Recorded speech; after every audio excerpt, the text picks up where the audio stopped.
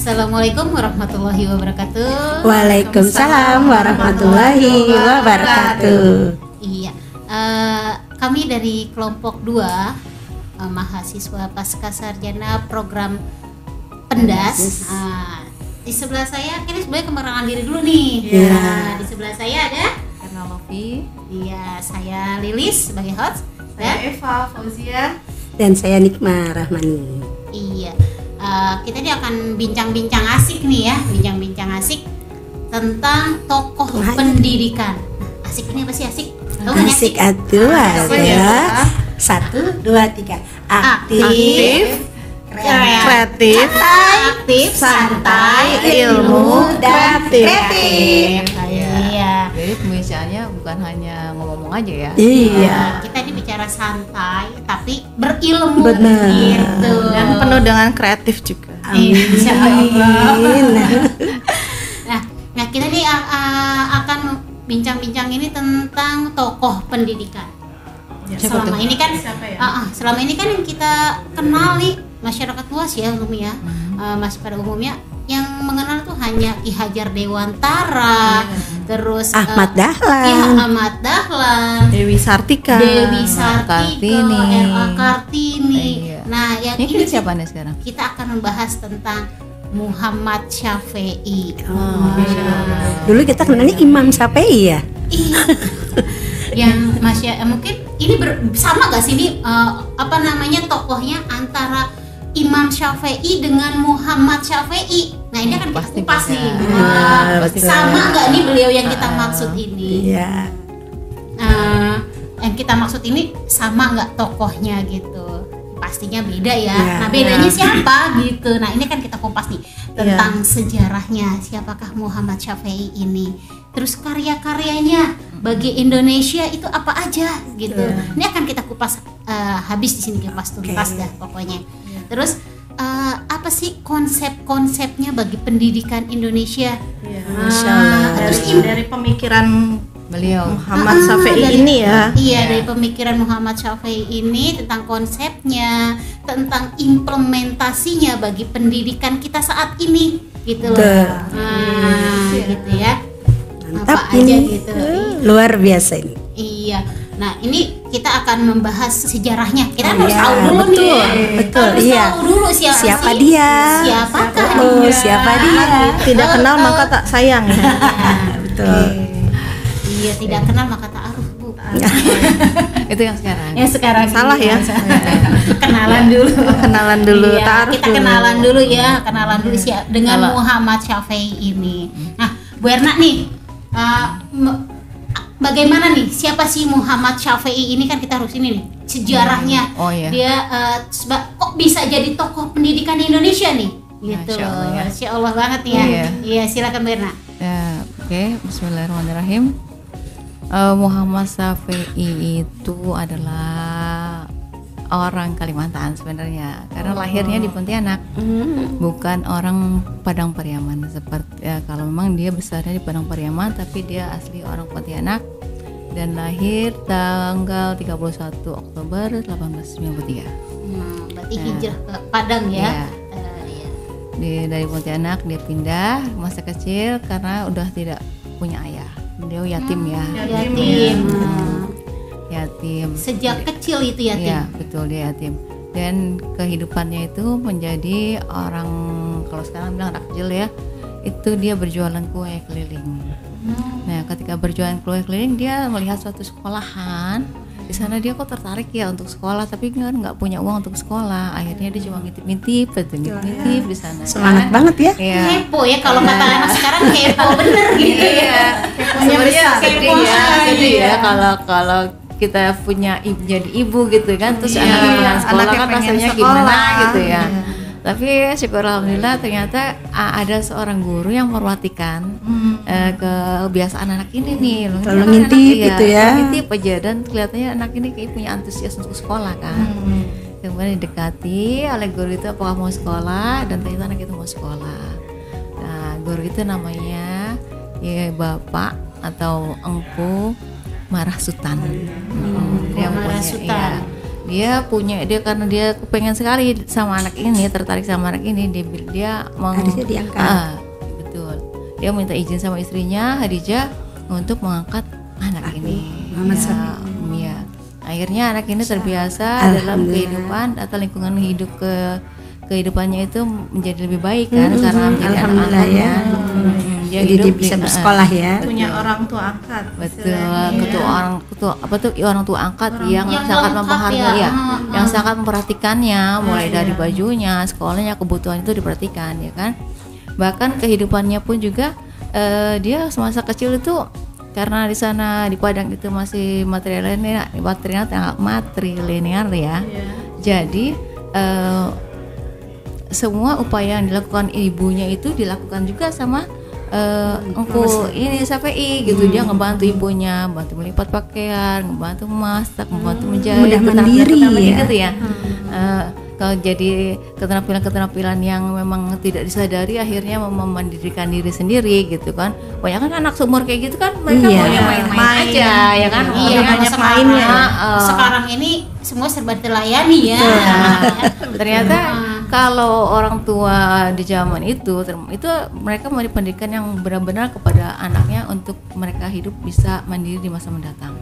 Perjalanan beliau ke Belanda itu di tahun 1922 tanggal 31 Mei itu mempunyai tujuan pertama mencari ilmu tentang kenapa sih Belanda bisa maju gitu kan. Yang kedua dia ingin tahu tentang keterampilan dari industri keterampilan tangan dari Belanda juga kan bagus-bagus ya. Sampai kita juga tuh kalau ngeliat indah banget gitu ya. Itu juga ingin dipelajari oleh Syafi'i. Dan yang ketiga itu tentang ilmu pendidikan.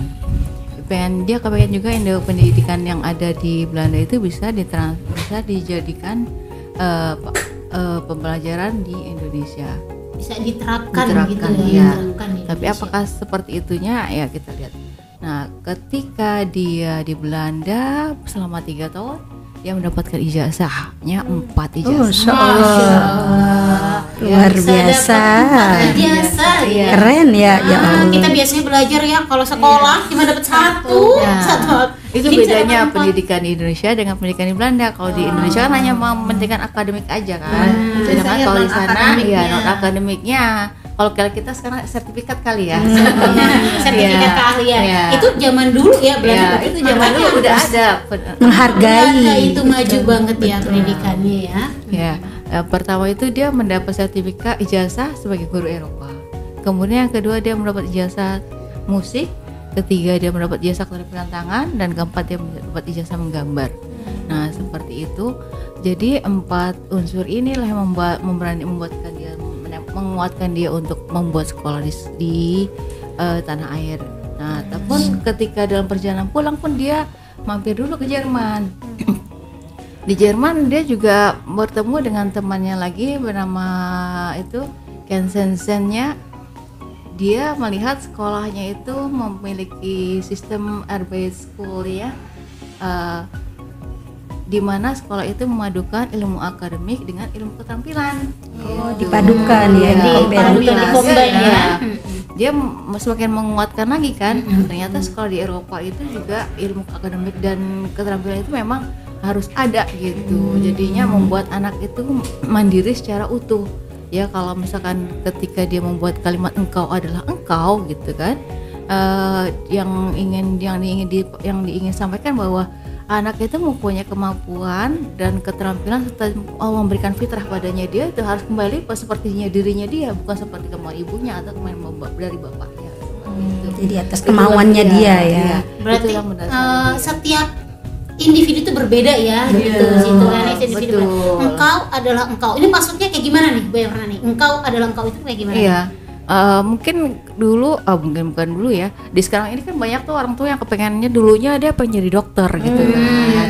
Jadi ayahnya dokter, iya, anaknya harus dokter. Tapi gitu. ternyata anaknya nggak mau Oh, gitu kan. iya. Tapi orang tuanya maksa gitu kan. Akhirnya sekolahnya gatot kan di tengah jalan. Nah itu menempatkan kau adalah engkau kembali lagi orang sesuai dengan kemampuan anak, ke bakat anak yang diberikan pada Allah Subhanahu wa taala pada anak itu gitu kan, dikembalikan lagi kepada fitrahnya dia, biarkan dia berkembang sesuai dengan kemampuan dan keinginannya dia. Seperti itu. Tugas dari orang tua adalah hanya mengembangkan, memfasilitasi, mensupport ya. mensupport agar anak itu terbentuk menjadi pribadi yang utuh.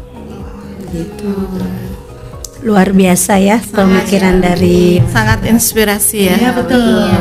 Nah kita jadi tahu nih, ternyata Muhammad Syafi'i ini nggak kalah hebat dengan tokoh-tokoh pendidikan yang Betul. lainnya ya. Iya. Oke. Mereka juga bestial loh.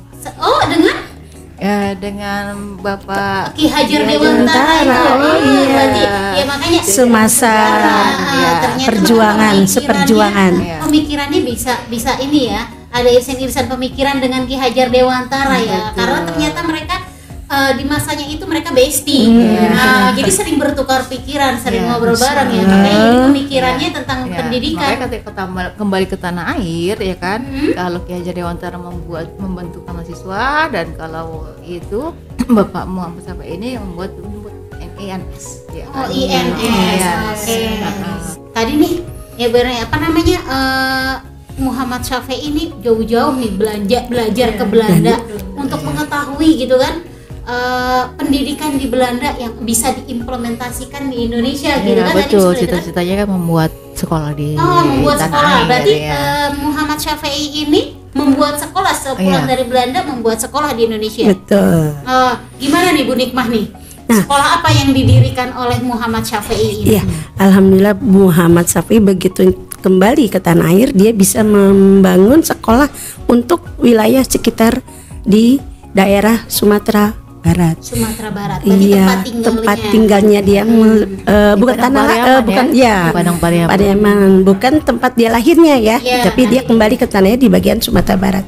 Nah, di situ dia membangun sekolah dengan tujuan dari hasil ilmu yang dia dapatkan, yaitu dengan 4 ijazah yang tadi didapatkan, yaitu dari keterampilan tangannya, seni gambar, kemudian seni musiknya, dan satu sebagai dokter, Ya, sebagai guru. terbaik ya Eropa. Nah, itu diimplementasikan dalam sekolahnya, yaitu dalam bentuk yaitu dengan keterampilan yang diberikan kepada murid-muridnya, yaitu ada keterampilan dari tangan, yaitu dalam bentuk karya, kemudian dalam keterampilan agamanya juga dia berikan dalam bentuk dakwahnya kepada murid-muridnya, dan yang ketiga dalam bentuk karyanya, yaitu artinya anak-anak di sana bisa memberikan hasil dari kegiatan dia belajar di sana setelah selesai dari sekolah di yang dia bangun, itu dia ada yang bisa untuk mandiri ke pribadinya dia.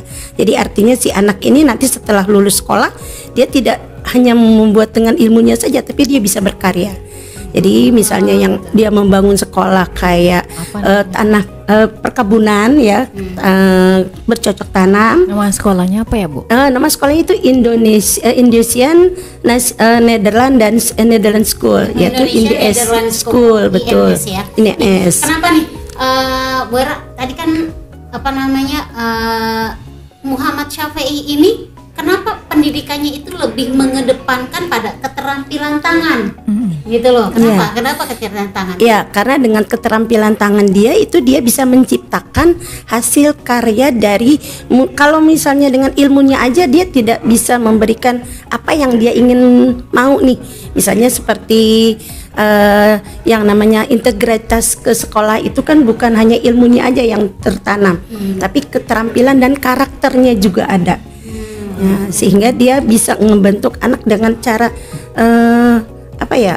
memberikan karya-karya yang bisa dia jual mungkin ya, dari hasilnya dia bisa kreativitas dijual dan menghasilkan, sehingga itu bisa membantu juga dari pendapatan di sekolahnya Pak Jadi Muhammad buat income masukan ya. betul gitu. Pemasukan untuk biaya operasional sekolah. Iya betul. Berarti operasional sekolahnya ini beliau dapatkan dari menjual karya, Betul. karya siswanya Iya, ya, selain hasil dapat kerajinannya, selain dari ayahnya sendiri, ayahnya sendiri, ayah angkatnya. Tengku Sultan Mara, itu. betul, Iya. gitu. Mara Sultan. Mara Sultan. Apakah ada dari yang lainnya, mungkin dari pemerintahan Indonesia saat Tidak ada. Oh, nggak ada. Jadi Nggak ada. Dia benar-benar pure dengan hasil karyanya dia diberikan kepada anak-anak, hasilnya didapatkan, masukannya didapat, dan ya mungkin dengan ayahnya yang membantu sehingga kemajuan dari sekolah ini luar biasa ya. Untuk kita aja yang mungkin sekolah yang sekarang kayak SMA dan SMP itu kan hanya sebatas ilmunya aja gitu, tapi dia bisa berkembang. Kalau sekarang kita mungkin ada SMK ya, kejuruan gitu. Nah itu dengan kejuruan teknik, kejuruan dalam bentuk tata boga, tata busana gitu kan, itu masing-masing dia bisa menghasilkan karya dari tiap-tiap kegiatan kejuruan yang diambil. Nah di situ pun yang sudah yang sudah penerapan di Indonesia sekarang yaitu dari hasil dari sekolah di Taman Siswa INS ini ya gitu. Jadi artinya benar-benar bisa diintegritaskan ke sekolah yang sekarang ini. Itu sangat luar biasa ya, artinya pemikiran dari Muhammad Syafii ini bisa ke sekarang kita rasakan. Apalagi dengan yang kemarin itu kan nggak ada ujian nasional, dia bisa berpegang sendiri dengan sekolahnya. Walaupun dari pemerintah sekarang kan ada ya, tapi dia tidak mau karena dia ingin ini loh sekolah saya gitu. Jadi artinya dia menanamkan konsep dari sekolahnya dia, ini sekolah saya, tidak digabungkan dengan yang lainnya. Oh berarti dia nggak ikut ujian nasional? Betul, waktu itu tidak ya? Iya, tidak ada ujian nasional. Artinya anak-anak itu diberikan kemampuan dia belajar, kreativitasnya, berkarya dan menghasilkan. Oh, karena menurut standar kurikulum yang ada itu di INS tidak bisa mengikuti ujian nasional, Iya. karena hanya kognitif aja sedangkan di INS betul. sendiri. Karena INS kan dari dari berapa kurikulum dia punya? iya, ada dari mulai dari SMA, SMK, MSR, Iya. SRA, iya. Ada 3 kurikulum. Betul, dipakai. dari SMK terus kemudian madrasah aliyahnya juga dia Untuk agamanya diberikan tuh ya. betul, sehingga kemampuan anak dalam berkarakter, beriman dan bertakwa itu dia diimplementasikan masuk semua di situ. Semua gitu, Semua masuk, alhamdulillah ya.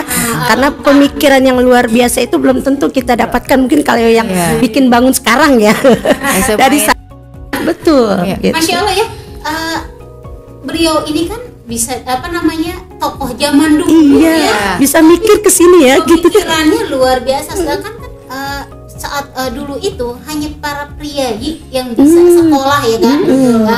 Di saat ini kan berarti Muhammad Syafii ini kan termasuk dari kalangan rakyat jelata ya, sebelum Angkat, diangkat oleh Sultan Mara Sultan ini gitu. Tapi ya Masya Allah ya, bisa karena kekepoan dari kecil ya berarti. Pengen sekolah ngintip-ngintip ya tadi. Rasa tahunya sangat besar ya. Iya, rasa keingintahuan, rasa keponya luar biasa gitu ya. Itu yang mesti kita tanamin nih di anak-anak kita nih ya, Bu ya. Betul. Rasa ingin tahu yang besar biar dia punya pemikiran-pemikiran seperti Muhammad Syafii ini gitu kan ya. Betul banget itu, Masya Allah.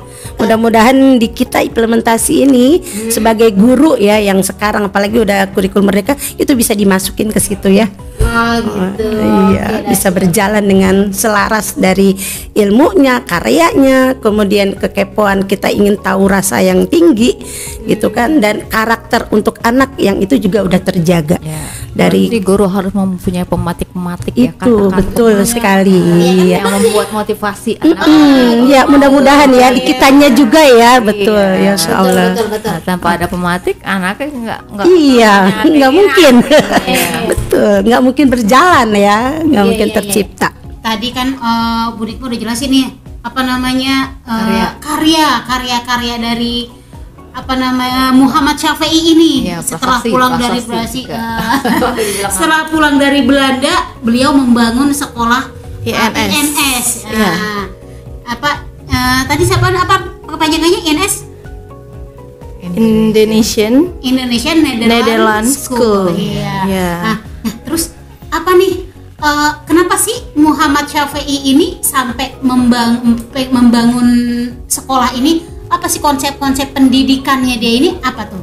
Bu Eva bisa nggak nih? Oke. Apa konsep-konsep pendidikannya dari Muhammad Syafi'i? Terus implementasinya nih dari konsep pendidikannya, dari pemikiran-pemikiran Muhammad Syafi'i ini terhadap pendidikan kita saat ini nih. Terhadap kurikulum merdeka ya, kita kan kurikulum merdeka nih sekarang nih. Apa nih implementasinya dari pemikiran-pemikiran Muhammad Syafi'i ini? Silakan Bu Eva. Ternyata Muhammad Syafi'i ini memiliki konsep-konsep ya yang harus kita delik juga. Ternyata Muhammad Syafi'i ini konsep pendidikan dasarnya itu ternyata yang pertama ada 3 H. Nah, 3 H tuh ya. Apa tuh 3 H? H itu pertama head-nya. Head itu kepalanya, pemikirannya, berarti, pengetahuannya otaknya istilahnya gitu ya, ya. pemikirannya. Lalu yang kedua adalah heart-nya. Jadi hatinya. Jadi yang Apa tuh bermain hati? selain pikirannya juga hatinya juga. Berkonsep dengan sesuai dengan keinginannya, tidak ada paksaan, tidak ada unsur paksaan, ikhlas, betul. Lalu H yang berikutnya adalah hand. Handnya di Apa sini ini tangannya nih? untuk memunculkan kreativitas yang ada di pikirannya, di hatinya, dimunculkan dari perbuatannya, dilakukan melalui tangannya. Jadi muncullah produk-produk yang berinovasi, berkreatif. Nah, di sini Muhammad Syafi'i ini juga memiliki keinginan, istilahnya mendidik anak itu agar memiliki pemikiran yang rasional. Jadi sesuai dengan logis ya. Gitu. Yang kedua adalah belajar secara bersungguh-sungguh, bekerjanya dengan sungguh-sungguh. Jadi tidak males-malesan. Tidak males-malesan. Gitu ya. Jadi semangat ya. Semangat gitu. kerja tinggi, etos kerja tinggi. Etos kerja tinggi, betul Bu Lilis. Lalu yang ketiga adalah pinginnya mendidik anak itu dengan mempunyai watak yang baik. Nah, watak yang mempunyai berakhlakul karimah, betul Bu Erna. Dari kecil kan sudah mendalami Islam, bukan mendalami Islam ya, memang dididik secara itu. Iya, betul. Pondasi agamanya sudah kuat ya. Muhammad Syafi'i ini pondasi agamanya sudah kuat. Iya, Agamanya betul. kuat. Jadi wataknya itu berakhlak mulia gitu. Gitu. Lalu yang terakhir ada yang keempat adalah cinta tanah airnya. Kayak Jadi pendidikan sekarang dong nih, iya, cinta tanah air. betul. Saya Pancasila. Iya, seperti Gitu ya. konsep kurikulum merdeka ya. Oh iya, apa profil tuh? pelajar Pancasila. Profil pelajar Pancasila. Ada 6 tuh. Betul. Ada 6 dimensi ya. 6 dimensi, ya kan? Apa aja Bu Eva? Ya, yang pertama beriman dan bertakwa pada Tuhan Yang Maha Esa dan berakhlak mulia. Berapa tuh yang tadi? Iya, agama. Mempunyai karakter ya istilahnya ya. Yang kedua adalah religius. Religius itu tadi. Berpikiran kreatif. Yang ketiga gotong royong, mandiri dan berpikiran berkebinekaan global. Oke. Lanjut di sini konsepnya Syafi'i yang terakhir juga yang dari yang tadi ya adalah dia itu mempunyai konsep mandiri, tidak tergantung kepada orang lain. Jadi mempunyai bekal dia yang dari agamanya juga. Lalu dia ingin itu membentuk anak didiknya itu mempunyai kekuatan dia untuk life skillnya untuk kehidupan dia di masa mendatang. Jadi tidak hanya dia waktu kecil ya. Iya. Konsepnya tidak hanya menebankan kognitifnya saja, akan tetapi adalah psikomotornya, kemampuannya dia, ya istilahnya life skillnya ya, itu. kemampuan Life skill. untuk bertahan hidup ya, saat dia terjun di masyarakat gitu ya. Sudah mampu untuk orang lain. Sudah mampu. Jadi tidak merepotkan orang lain. Iya, betul. Lalu selain itu juga di sini selain tadi etos kerja ya kan, yang selanjutnya adalah mengakui alam raya. Nah, cinta tanah airnya, alam rayanya, back to nature lagi ya kan istilahnya. Lalu selain itu juga di konsepnya Muhammad Syafi'i ini ternyata dia pembelajarannya adalah seperti sekolah ruang ada 2, yaitu ruang rendah, maaf ya, ruang rendah itu istilahnya kayak kita di SD. Kita guru-guru SD ya. Oke. Lalu berarti ruang rendah ini untuk anak-anak siswa usia SD. Gitu. Ya. Di sini istilahnya setara dengan kita SD itu ya. Lalu yang kedua adalah ruang dewasa. Nah, dewasa ini apa? Ruang dewasa ini istilahnya dia setelah ruang rendah dia beranjak naik ke ruang dewasa. Ruang dewasa di sini dia istilahnya untuk penambahan life skillnya, untuk kemampuan di ruang kehidupan. dewasa ini kalau sekarang ini setingkat dengan apa? Apakah mahasiswa kan SD nih? Apa SMP, SMA atau seperti SMA. Oh, tapi gitu. dia lebih ke kejuruan ya, ke SMK-nya, SMK-nya keahliannya gitu. Yang sama seperti materi di sini, istilahnya konsepnya Muhammad Syafei ini adalah materi-materinya lebih kepada keterampilan. Ya, karena tadi ijazah dari Belanda itu dia keterampilannya itu ya tadi. Ini kan apa tadi? Melukis, musik, bermusik. Selain kemampuan ijazahnya seperti guru di guru Eropa gitu. Berarti benar-benar diterapkan ini ya, diterapkan ijazahnya itu ya. Hasil belajar di Belanda. Dari INS sendiri kan punya 3 kurikulum, Bu. SMSR, Sekolah Menengah Seni Rupa. 3 kurikulum itulah yang membuat INS berbeda dengan yang paling hebatnya lagi adalah di sini Muhammad Syafei ini ternyata menerbitkan buku. Menulis buku-buku, banyak sekali buku-bukunya dia. Di antaranya yang tadi Bu Nikmah bilang ya, buku-buku karyanya ini untuk membiayai yang dijualnya untuk membiayai sekolahnya. Jadi ada dia membuat pelatihan. Membuat dia pelatihan, mengadakan pelatihan dan uangnya itu untuk membiayai sekolah.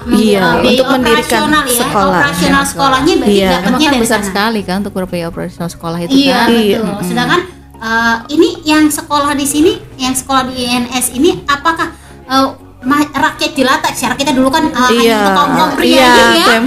Apakah rakyat jelata bisa bersekolah juga di sana atau memang dikhususkan untuk kaum prianya aja nih? Tidak, rakyat biasa juga bisa sekolah di sana, gratis gitu, gratis.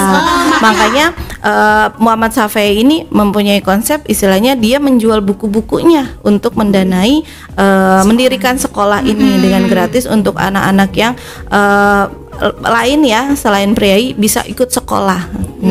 Jadi merata untuk semua. Betul. Jadi apa namanya, sekolahnya ini gratis untuk semua. Sekarang dong ya berarti berarti benar-benar konsep dahulu memang alhamdulillah sudah diterapkan sekarang ya, sampai sekarang. Sekolah gratis untuk semua tanpa membedakan status sosialnya. Di daerah belum Bun. Di daerah belum ya? Masih ada sekolah-sekolah yang berbayar. Masih ada. Sekolah negeri. Sekolah negeri. Iya, sekolah negeri. Gitu. Padahal dulu aja konsep Muhammad Syafei sekolah gratis untuk semua kalangan. Dan dia membiayai biaya operasional sekolahnya dari menjual hasil karyanya, membuat pelatihan gitu. Makanya tokoh Muhammad Syafei ini sangat inspirasi dan sangat bagus sekali ya. Mudah-mudahan bisa diterapkan di semuanya, tidak hanya di Jakarta saja, tapi di kota-kota terpencil yang memang membutuhkan pendidikan, istilahnya. Jadi semua anak bisa bersekolah karena hak anak memang mendapatkan pendidikan. Implementasinya nih Bu Eva nih, implementasi dari pemikiran, konsep-konsep pemikiran Muhammad Syafei ini tadi kan yang luar biasa itu. Apa sih implementasinya ke kurikulum merdeka ini nih, ke pendidikan kita saat ini yang menggunakan kurikulum merdeka? Apa di sekarang ini khususnya juga kita di guru-guru SD Negeri Jakarta sudah menerapkan kurikulum merdeka. Ya, walaupun masih ada jenjang, ada yang belum ya, tapi secara besar kita sudah melaksanakan konsep kurikulum merdeka yang memangnya juga sudah ternyata adalah dasar juga dari pemikiran Muhammad Syafi'i ini.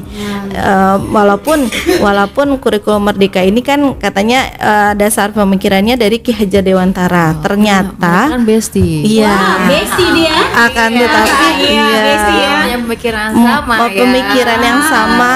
Iya, Muhammad Syafi'i mempunyai pemikiran yang sama dengan Ki Hajar Dewantara, di mana penerapan pembelajaran Muhammad Syafi'i ini juga tadi mengedepankan potensi, misalnya kodrat alam, bakat kemampuan dari anak potensinya. Jadi kita tidak memaksakan anak sesuai kemauannya kita, akan tetapi adalah sesuai kemauan anaknya. Ya, Balik sesuai dengan konsepnya engkau adalah engkau. Jadi Dan juga penerapan untuk akhlakul karimah ataupun penerapan moralnya itu juga lanjutnya setiap hari gitu ya. Betul. Penilaiannya itu disiplin segala macam, penilaiannya setiap hari, sehingga istilahnya dalam merajut benang helai demi helai per harinya itu untuk sebuah kain itu akan tercipta gitu kan. Berarti Seperti konsepnya itu pembiasaan ya. Kita ingin menanamkan suatu karakter yang baik gitu. Memang enggak ujuk-ujuk. Ada gitu ya. Harus dibiasakan setiap hari dilatih. Yang seperti Bu Erna tadi bilang. Satu hari satu helai. Lama-lama akan menjadi kain. Nah, pembiasaan yang terus dilakukan setiap hari, lama-lama akan menjadi karakter ya, akan terbentuk menjadi karakter. Jadi karakter anak, kreativitas anak, istilahnya yang dibentuk dengan dilakukan setiap hari, dari pemintalan benang dari helai menjadi kain. Itulah pembiasaan yang harus kita lakukan kepada anak dalam pembentukan karakter, kreativitas, dan rasional dari setiap anak murid yang kita didik. Jadi perlu waktu ya, jadi tidak ujuk-ujuk langsung jadi, akan tetapi membutuhkan proses dan membutuhkan waktu. Sabar banget. Betul. Nggak bisa tahu-tahu cueng ada jadi gitu ya, ujuk-ujuk ada gitu. Jadi sangat implementasinya, misalnya penerapannya antara pemikiran Muhammad Syafi'i dengan kita saat pelaksanaan kurikulum Merdeka sangat terkait ya, sangat berarti memang benar-benar terintegrasi dan sama gitu ya untuk diterapkan di sekolahan saat ini. Seperti itu. Terima kasih, luar biasa banget ya. Ini ada juga nih yang saya baca tentang kata-kata mutiara kata-kata mutiara dari Muhammad Syafi'i yang dibilang jangan meminta mangga pada pohon rambutan gitu ya. Betul. Tapi gimana nih caranya Minta kita mangga, semua pohon mangga minta pohon mangga itu bukan ke pohon rambutan gitu kan. Tapi gimana caranya nih membuat semua buah pohon pohon itu buah yang manis gitu. Apapun pohonnya, namanya pohon buah harus manis gitu ya. Gimana caranya nih, dengan cara apa? Berarti kan dipupuk, disiram dengan penanaman karakter yang penanaman begitu ya. Karakter yang dilakukan setiap hari. Soalnya juga nih yang saya lihat saya lupa, saya dengar saya ingat, saya lakukan saya tahu. Nah ini nih konsep dari yang bagus pemikirannya, kata-kata quotes ya istilahnya dari Muhammad Syafi'i. Seperti itu. Kita sebagai guru nih ya Bu ya, guru sebagai guru jangan, kadang-kadang ya masih ada sih gitu ya. Mungkin kita juga dulu pernah melakukan seperti itu juga ya. Sama ya. Yang metode ngajarnya ceramah aja. Jadi anak-anak tuh mendengar pantesan ya. Begitu tertidur. Suara bunyi ya. Pantesan ya kita dengan metode hanya metode ceramah aja. Begitu anak keluar kelas lupa deh tuh gitu. Hanya berapa persen yang dia ingat ya. Kan seperti Muhammad Syafi'i tadi bilang, saya dengar saya lupa. Makanya kalau kita menceramah doang begitu keluar kelas lupa deh dia gitu. Makanya harus dilakukan dengan perbuatan, praktek, lakukan. Gitu. Kita tunjukkan gitu kan. Makanya saya lihat, saya ingat gitu kan. Makanya kita tunjukin nih pembelajaran yang konkret ya, harus konkret, lihat sendiri. Dan dipraktekkan. Karena dengan kalau saya melakukan saya tahu gitu. Masya Allah ya. Sekarang kita jadi ngerasain jadi bener nih jadinya. Oh iya ya, seharusnya nih kita nih sebagai guru nggak cuma metodenya jangan ceramah aja, tapi dengan metode-metode yang lainnya kan banyak nih ya, betul. demonstrasi gitu kan. Iya, Banyak metode macam- inquiry, penemuan iya, kembali iya. karena memang sangat mereka menemukan sendiri istilahnya. Oh iya, saya tahu itu Paling istilahnya. senang itu Dan drama melakukan Iya, langsung ya, Iya. praktek ya. Iya, menjadi peran tuh. Betul. Masya Allah ya. Semoga ya apa namanya bisa dari Bincang-bincang kita hari ini ya. bincang-bincang kita hari sangat ini bermanfaat. banget bermanfaat Iya. Bu Eva gitu. Sangat, Banyak ilmu iya. yang akhirnya saya jadi merefleksi pada diri saya sendiri ya. Iya, Yang betul. seharusnya mungkin ya kemarin-kemarin masih pakai metode ceramah aja. Iya. Nah, kita nih harus Ada mulai tindakan merubah action nih, ya. mulai merubah nih dari jadi Actionnya kuatnya aja harus. udah ketahuan gitu. Harus lebih baik tujuannya ya, istilahnya iya. Terus- melakukan ya. Terus apa namanya pembiasaan itu ya memang harus pembiasaan baik memang harus dilakukan terus menerus agar Iya. dia jadi karakter baik gitu kan. Terus Oke. kita juga nggak bisa memaksakan anak wah yang menggambar kamu nggak bisa gambar gitu. Iya. Ya memang nggak ada bakatnya di sana Iya. gitu. Yang Iya. berhitung cepat juga belum tentu bisa ya. Iya, dia bisa Iya. jago matematika belum tentu dia bisa Iya. seni gitu kan. Dan kita juga yang saya garis besar kan penanaman life skillnya Iya, ya betul. untuk bekal anak nanti saat di masyarakat nanti Iya. saat dia dewasa nanti. Jadi Iya. bukan hanya kognitifnya aja, Iya. bukan hanya psikomotoriknya saja, tapi semuanya udah satu paket nih Iya, gitu ya. betul. Nah, luar biasa ya. Luar biasa. Teman-teman, pemikiran dari Muhammad Syafi'i ini yang bisa kita implementasikan dalam kehidupan kita, dalam pembelajaran kita di kelas gitu ya, dalam pendidikan Indonesia saat ini. Mudah-mudahan terlaksana dengan baik ya. Iya. Terima kasih kepada Bu Erna, Bu Eva Fauzia Iya, dan sama-sama. Bu Nina Sama-sama. Rahmani atas sharingnya Iya, ya, betul. sharingnya Bincang hari ini. santai kita. Bincang asik, bincang asik. Apa yang tadi asik tuh? Betul. Aktif, santai, ilmu, dan kreatif. Kita tadi udah santai banget Jadi ya. walaupun santai tetap berdaging. Betul. Alhamdulillah. Semua Ilmunya ini. kita dapatkan. Iya. Terima kasih pada Bu Erna, Bu Eva dan Bu Nikmah ya. Alhamdulillah. Ini bincang-bincang asik kita tentang tokoh pendidikan Indonesia yaitu Muhammad Syafi'i. Nah, kita jadi nggak bingung lagi nih. Muhammad Syafi'i, Iya, betul. Imam Syafi'i. Sudah tertanam Ini, ya sudah. Muhammad Syafi'i. Sudah. Jadi Sudah kita kenal. Kenal. Ta'aruf betul. bahwa tokoh pendidikan kita itu banyak ya, bukan Subhanallah. hanya Ki Hajar Dewantara, Ki Haji Ahmad Dahlan, Dewi Sartika, Raden Ajeng Kartini. Bukan hanya itu aja yang kita juga bisa menjelaskan ke anak-anak nih, gitu bahwa ada tokoh pendidikan lain yang sama luar biasanya dengan tokoh-tokoh yang lain yaitu Muhammad Syafi'i. Ya, cukup sekian dari kami kelompok 2 dari dengan pembahasan Muhammad Syafi'i. Terima kasih. Assalamualaikum warahmatullahi wabarakatuh. Wabarakatuh. Yeay.